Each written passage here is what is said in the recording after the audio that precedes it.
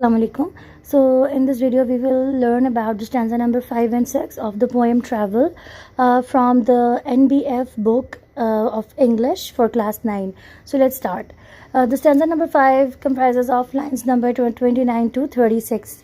और अ कमर bye be seen और एक आने वाला दिखाई देगा स्विंगिंग इन अ पेलनकीन जो कि पालकी में झूल रहा होगा where among the desert sands जहाँ पर सहरा की रेत के दरमियान सम डेजर्टेड सिटी स्टैंड्स कुछ वीरान शहर खड़ा होगा या कोई वीरान शहर खड़ा होगा all its children sweep and prince जिसके तमाम बच्चे आम आदमी और शहज़ादे grown to manhood ages since ज़मानों पहले बड़े हो चुके हैं बालिग हो चुके हैं not a foot in street और हाउस ना गलियों में ना ही घरों में कोई भी कदम नज़र आता यानी कोई भी चहल पहल होती है not a stir of child और माउस और ना ही किसी बच्चे या चूहे की हलचल दिखाई देती है ना वर्ड मीनिंग्स कमर बाय आने वाला पैलनकीन पालकी एक तरह का कैरेज होता है इसको हम देख लेते हैं दिस इज़ द पैलनकीन ये आपको नज़र आ रहा है दिस इज़ द पैलनकीन पालकी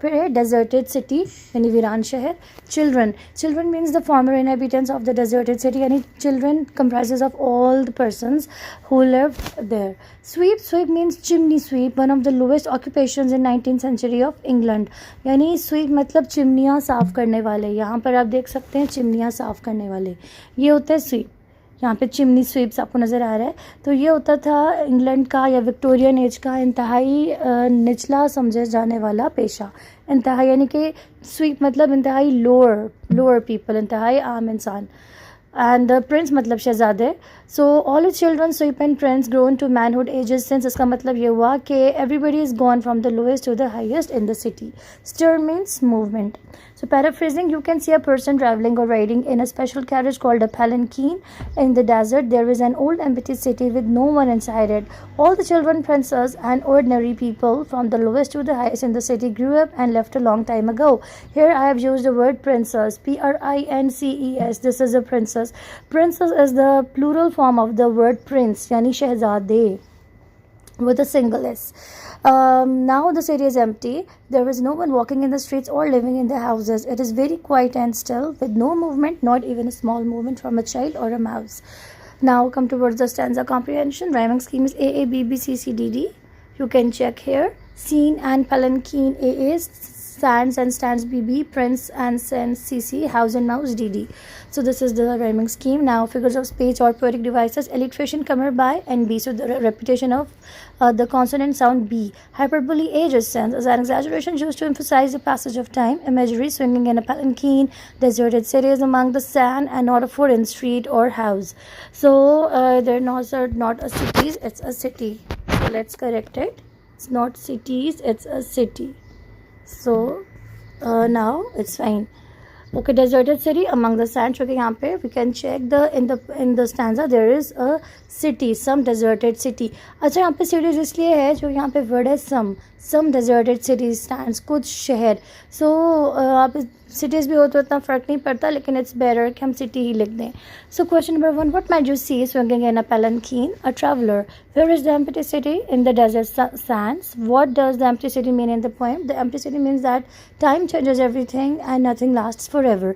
Why does the poet say that even mice and children are not in the empty city? The poet mentions mice and children to show that the city is completely empty and lifeless with no signs of life or energy at all. What does the stanza tell us about time? The stanza tells us that time can make things decay and disappear. It shows that even great cities can become empty and useless if left untouched for a long time. What do you think happens to people as they travel through life's journey? आपका क्या ख्याल है आप क्या समझते हैं कि वो लोग जो ज़िंदगी के सफ़र पर जाते हैं उनके साथ क्या होता है? I think they grow, move forward and explore new horizons, leaving the past behind just like the traveler in the palanquin, embracing the excitement of new experiences and opportunities. तो मेरा ये ख्याल है कि जो लोग सफ़र पर जाते हैं वो आगे बढ़ते हैं, आगे की तरफ जाते हैं, नित नई जगहों को खोजते हैं और अपने माजी को पीछे छोड़ जाते हैं। जिस तरह पैलनखीन में या पालकी का मुसाफिर था और वो पुरजोश होते हैं और नित नए तजुर्बात और मौक़े की तलाश में होते हैं। Now this is the last stanza from the lines number 37 to 46। And when kindly falls the night, और जब बहुत ही आराम से रात पड़ती है, in all the town no spark of light, तमाम कस्बे में रोशनी की चिंगारी तक नहीं होती। स्पार्क मीन्स चिंगारी। There I will come when I am a man, तब मैं आऊँगा जब मैं एक मर्द बन जाऊँगा। विद अ खेमल कारवान, ऊँटों के काफ़िले के साथ। Light a fire in the gloom, उदासी में आग जलाऊँगा। Gloom means darkness as well as depression. दो मीनिंग है ग्लूम के, उदासी भी और अंधेरा भी। Of some dusty dining room, गर्दालूद डाइनिंग रूम में। See the pictures on the walls, दीवारों पर तस्वीर देखता हूँ। हीरोज़, फाइट्स एंड फेस्टिवल्स, बहादुर जंगजुओं की, जंगों की और मेलों की। And in a corner find the toys, और कोने पे कुछ मुझे खिलौने दिखाई देते हैं। Of the old Egyptian boys, या मैं कोने पे कुछ खिलौने पाता हूँ कुछ पुराने मिस्री लड़कों के। So word meanings: spark चिंगारी, कारवान काफला, gloom उदासी, and अंधेरा यानी darkness and depression. Paraphrasing: when night comes, the town is very dark. There are no lights. I will come back to this town when I am a big man. I will have many camels with me. I will make a dusty dining room bright and warm. There are many pictures on the walls. They show brave heroes of fight, big fights and festivals. I will see old toys in a corner. These toys belong to Egyptian boys who lived here a long time ago.